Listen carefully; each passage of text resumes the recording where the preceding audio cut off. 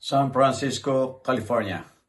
Matagumpay na nagdaos kamakailan ng Balikbayan San Francisco Roundtable at Forum ang Konsulado General ng Pilipinas sa San Francisco at Endeavor, Philippines na dinaluhan ng 50 kalahok mula sa Filipino diaspora, pribadong sektor at mas malawak na komunidad ng inobasyon sa Philippine Center.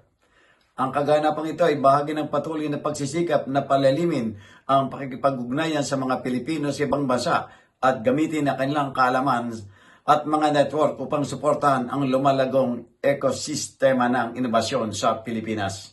Sa kanyang talumpati, binigyan din ni Deputy Consul General Maria Paz Cortez ang kahalagahan ng pakikipagtulungan sa pagitan ng gobyerno, mga kasosyo sa pribadong sektor at mga negosyanteng Pilipino.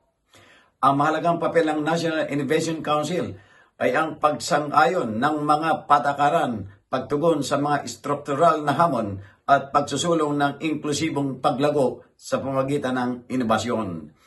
Ang mga presentasyon mula sa mga miyembro ng Executive ng National Innovation Council na sina Ms. Fam Alonto at Mr. Earl Martin Valencia ay pinakita tungkol sa pandaigdigang mga ekosistema ng inobasyon at mga prioridad ng Pilipinas.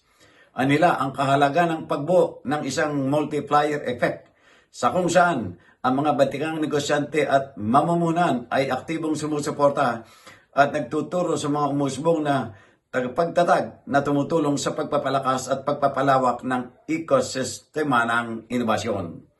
Ang mga organisasyon tulad ng Endeavor Philippines ay binanggit para sa pagpapalaganap ng kulturang ito sa mga high-impact na negosyante.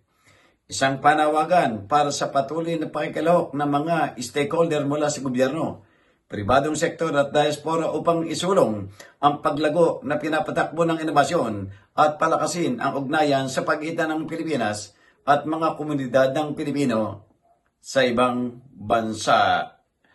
Jojo Cesar Magsumbol Gulat para sa journalnews.com.ph.